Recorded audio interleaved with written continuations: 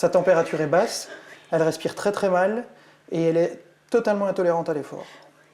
Donc elle ne vivra pas jusqu'à lundi. C'est pour ça. Ah oui. Si on ne fait rien, si on... C'est pour ça qu'elle a fait pipi et qu'elle... Tout à fait. Ouais. Oui, mais...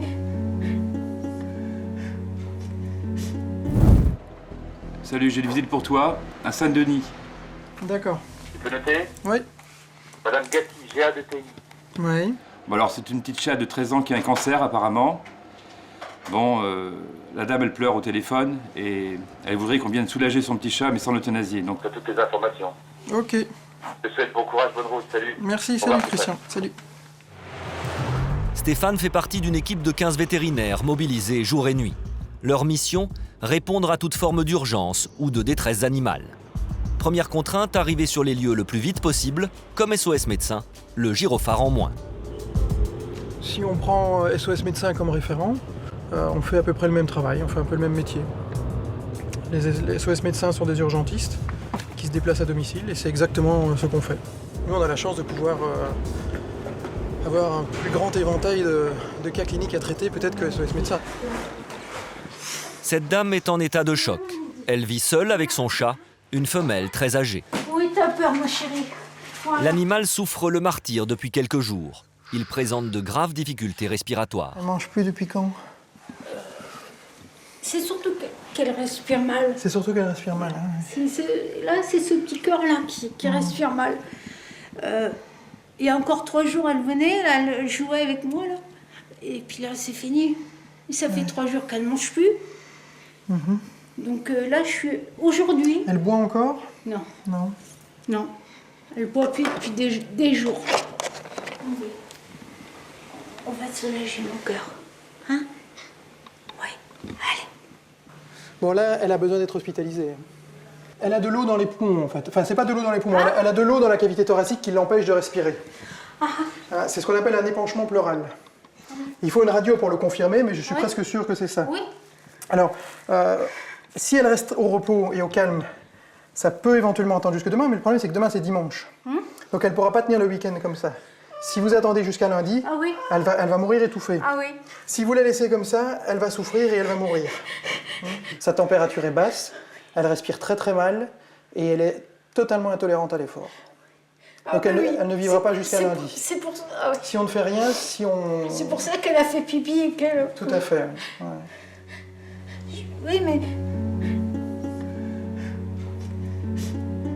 En attendant, le régulateur de vétérinaire à domicile a pris les devants. Il réveille dans la nuit le vétérinaire traitant du chat. Les nouvelles ne sont pas rassurantes. Stéphane, c'est Christian. Bon, j'ai eu le temps de l'analyser, hein. Donc c'est une chatte qui a des tumeurs mammaires. Ça dit quelque chose. Ce qui explique certainement les difficultés respiratoires. Donc pour lui, si tu juges utile sur place, malheureusement qu'il faut euthanasier l'animal, eh bien c'est toi qui décides, hein. Il donne son accord, quoi. Pour Stéphane, la situation est claire. L'animal souffre trop et n'a aucune chance de survie. Il va devoir l'annoncer à la propriétaire en trouvant les mots justes. Là, dans son état, c'est tellement grave que je ne sais pas si elle est capable de supporter le transport. Est-ce qu'elle va pouvoir aller jusqu'à la clinique? C'est ça qui m'inquiète un petit peu, moi. J'ai pensé à moi et pas... Et là, elle est en train de mourir. Là, elle est en train de mourir. Oui. Ouais.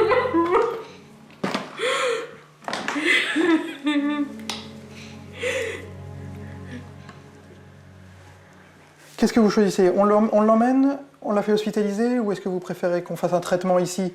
Mais si on fait le traitement, je crains que ça n'évolue vers la mort de l'animal chez vous, au domicile, en notre absence, ou est-ce que vous préférez qu'on l'endorme maintenant pour abréger ses souffrances? Vous avez le temps, hein, prenez le temps, mais il faut prendre une décision. C'est dur. Vous lui faites un dernier câlin, puis je vais lui faire une piqûre pour l'endormir. Elle va s'endormir tout en douceur, et puis on fera une deuxième piqûre derrière. Okay? Attendez, vous pouvez un peu me laisser un peu de temps. Je vais vous laisser avec elle. Peut-être là. Une prise de décision très douloureuse pour la propriétaire. Elle redoutait qu'à l'issue de cette visite, le vétérinaire lui annonce le pire. Elle n'a que quelques minutes pour accepter l'inacceptable, se séparer à jamais de son compagnon après 13 ans de vie commune. Est-ce que vous êtes prête, madame? La première piqûre que je fais maintenant, ça va l'endormir tout en douceur. Vous aurez encore 5-6 minutes avec elle, d'accord? D'accord. Je vais faire la piqûre dans la fesse. Elle va rien sentir du tout, hein. Je vais avoir besoin que vous me fassiez un peu de place, là, madame, maintenant.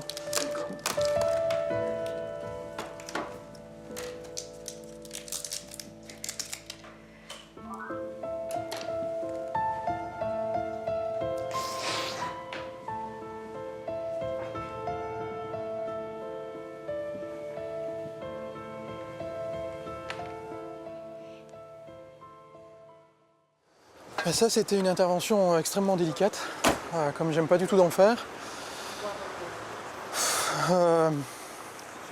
On est face à une détresse immense et il faut aider, il faut arriver à faire en sorte que les gens arrivent à se détacher un petit peu de l'animal et arrivent à prendre en compte la souffrance de leur animal. Et il faut qu'ils arrivent à surpasser la difficulté qu'ils ont à se séparer de leur chat. Et ça, c'est peut-être le plus gros travail, si on peut parler de psychologie dans ce boulot, c'est là. Et c'est de leur faire comprendre que la seule chose qu'ils peuvent faire pour leur animal, dans ces cas vraiment extrêmes, c'est d'abréger ses souffrances. Détresse animale, souffrance affective, les urgences y font face chaque jour lorsqu'il s'agit d'animaux domestiques.